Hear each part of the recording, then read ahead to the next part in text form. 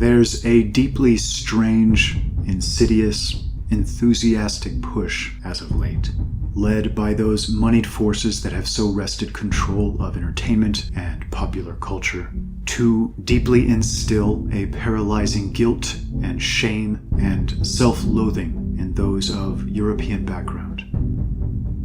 We're now told we're essentially responsible for virtually all of the world's ills, the lion's share of historical transgressions and instances of oppression and injustice and abuse, that the best summary of our ancestors is that they were slavers and abusers, and men who supposedly gloried in genocidal fantasies. Young white children, especially, now have such sentiments drilled into their heads on a daily basis, in public schools and universities, by individuals they've been taught to trust, as they watch TV or movies, even now, in many cases, at home, by their own parents, who've been similarly conditioned for many years now. To the extent that many of these are incapable of even conceiving of their ethnic background or heritage without feeling disgust, anger, disdain, or revulsion. All of this, broadly speaking, is a lie, an immensely draining lie.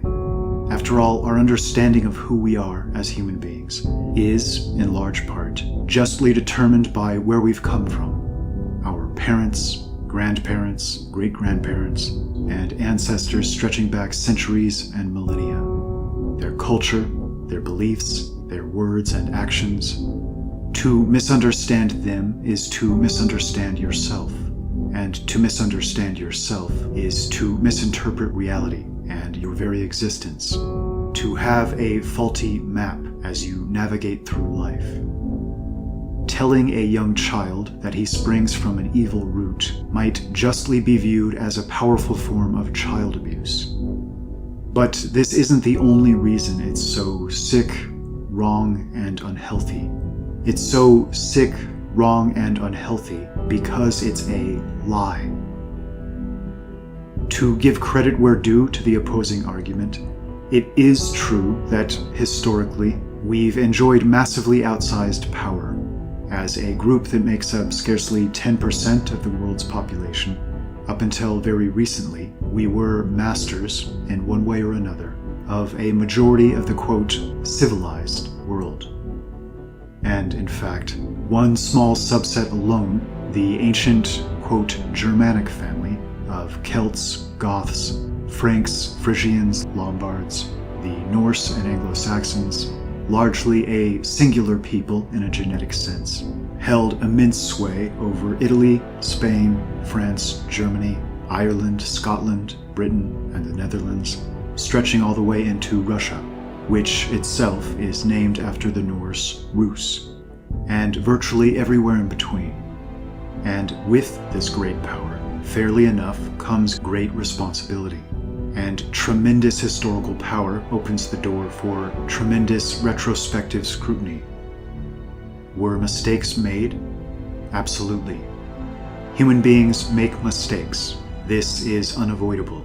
But I think the operative question should rather be this. If the places had been switched, and it had been another people wielding this immense power, perhaps one of the non-white groups being taught to be so angry and so deeply resentful in our age, would they have done better in these regards? Would they have been more just, magnanimous, noble, or even-handed? Using both past and present as our guide, I hope you'll give some sincere, objective, dispassionate thought to this question. I think it's fair to say that no people has devoted so much of its time, energy, and wealth to the attempted betterment of other peoples and nations. It's all but impossible for me to imagine another people so completely relinquishing their power, fighting entire wars that nearly tore their nations to pieces over issues like slavery, instituting policy after policy that makes life measurably worse and more difficult for their own sons and daughters, to hopefully make them slightly better for those of other peoples. Much of this shouldn't be cheered, as it's a result of shrewd, subversive, strategic indoctrination and brazen dishonesty. and the aggressive and unfair dishonoring of one's ancestors should always be viewed as both disgusting and unfortunate. But if nothing else, much of it arises from a good place, from a unique desire to do or be good, according to our prevailing definition of that term. To those of a European background listening to these words, especially young folks, let me tell you a little something about who you are and who your ancestors are. Because if I don't, at this point in time, it's all but certain nobody else will. You come from the Indo-European language family, a language spread by those who came before you to everywhere from India and ancient Persia and Greece, to Italy and North Africa, to Rome and Britain and Scandinavia, and virtually everywhere in between.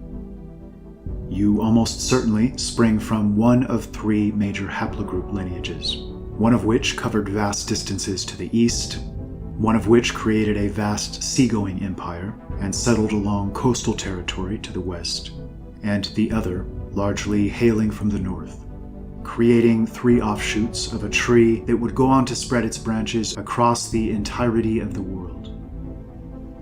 You come from a lineage of pioneering, adventurous, masterfully creative, and incredibly capable peoples, always striving, seeking new horizons. From the great sailors who first circumnavigated the globe and painstakingly charted the land, to Lewis and Clark, and the great and hardy men who led the first expeditions to the poles. A people willing to take that greatest of all leaps, to pick up everything and move across vast oceans, to settle in areas in which survival itself was absolutely not certain, in attempts to make the land flourish and create something great and new. Men who would take those seagoing craft and eventually create undersea vessels, massive carriers, and flying machines. A technology that must have been seen as impossible magic just a few generations ago, which is now ubiquitous and allows any man, woman, or child to go virtually anywhere on Earth in a handful of hours. You come from a lineage of those willing to endure immense hardship, who, generation after generation, did all they could to ensure this burden would be lesser and lesser for those that might come after. A lineage of great, seemingly unstoppable warriors, from the Spartans' last stand at Thermopylae, to the Goths and Romans joining forces to beat back the Huns in the massive Battle of the Catalaunian Plains, in which one of the greatest leaders in history very willingly paid the ultimate price for his brave leadership on the field, being felled in the front lines by a Hunnic javelin, to Charles Martel, the Hammer, and the Battle of Tours, and approximately 700 years later, the Battle of Las Navas de Tolosa, in which a small force of European knights took on an Islamic force far larger than their own in brutal hand-to-hand fighting.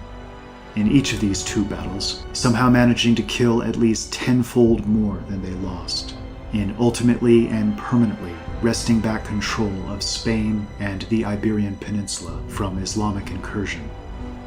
You hail from an ancestral line that would go on to create what was arguably the highest standard of living and the most highly cultured and educated and truly civil civilization in human history, who, after creating this solid foundation, proceeded to then cultivate some of the greatest art and artists this world has ever known. Composers with talent that seemed positively divinely inspired, architects and builders capable of producing great structures that are still without equal to this day, philosophers who made the greatest strides in helping make sense of our world, and great writers who did so much to add beauty and potency to the lives we lead within it. The automobile, the plane, the train, the television and the computer and the internet, our modern roads and highway systems. We rarely stop to recognize the extent of the achievements of this small people group because we're all so naturally and so completely immersed in them. We take it all for granted. but it was great genius that accomplished these things, and we do it a tremendous disservice by so taking it for granted. It's the greatest testament to your ancestry that it would take hundreds of hours or a great many full-length novels to even begin to outline their profound and impactful achievements. The best of these were truly gifted men, and through your veins flow these same gifts, this same powerful potential, not just to achieve great things, but to be a force for genuine justice, civility, and decency along the way. Those folks doing everything in their power to convince you otherwise, doing their damnedest to convince you of your evil heritage, that the tremendous success of your forebears was just a stroke of luck, that injustice or brutality or oppression were the foremost tools and characteristics of your forefathers. These are deeply sick individuals. And it's important to know that the extent to which you listen to them, the extent to which you flippantly toss aside your unique heritage and join them in their hateful crusade, which increasingly seems aimed at the total destruction not just of the cultural and spiritual foundations, but of your people themselves, represents the extent to which doors will open for you in many spheres. You'll be faced with every incentive to do so, to play the role of quisling and traitor and be richly rewarded for it. Career advancement, riches and power and influence. Because the world of money, which so indirectly controls and orients near all other spheres at present, is now dominated by the worst and most ignoble and dishonorable sorts of men. But I hope you'll pause before taking any such steps, and take a moment to remember all those who came before you, their incredible sacrifices, all they endured and pushed through, the seemingly insurmountable obstacles they defeated and left conquered in their wake, in very large part to ensure that they improved things, that your life was a better one than they were able to enjoy, that while they held the baton, they managed to move forward despite everything, and create something beautiful and worthwhile for their posterity. All of this is now under threat of being lost forever. It's so important to understand that those leading the preaching of self-hatred very often don't even share your background, even if they may appear to at a glance, but rather a very different background. Which means they're not in actuality preaching self-hatred, so much as hatred of the other, as they preach suicide to you and yours, often with a scarcely restrained enthusiasm and excitement. They are greatly empowered as a result. It's sick, insidious, disgusting, revolting, and yet, at present, it's winning the day. You represent the hope of turning this tide. Understand who you are. Understand where and who you come from. And be courageous. Refuse to be dishonest and mindlessly mouth the words you're being so pressured to speak. If you care in the least to prevent all of this from disappearing forever, strive to prove yourself equal to those who came before you. If the storyline of these preachers of hatred should win the day, it's not just Western civilization and culture that will disappear forever. It'll be an extremely dystopian future for all. Those playing the leading roles in shouting about oppression and injustice and brutality, and so urging others to do so, ironically tend to come from a lineage that puts ours to shame in this respect.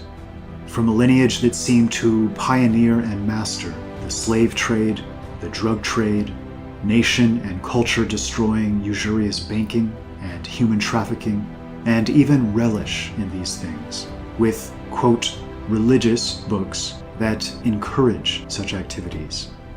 Should they someday inherit the earth, all of that grace and magnanimity and nobility of prior ages will inevitably evaporate.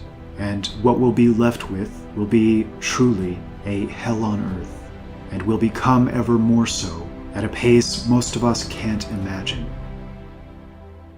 To repeat, you are not evil, nor were the men who came before you. But you are locked in a battle against evil. Whether we like it or not, this is the hand we've been dealt. I'm only asking you to begin to recognize it, and if possible, to please join me and take up the fight in whatever form or fashion you're able. It's no exaggeration to state that our future entirely depends on it.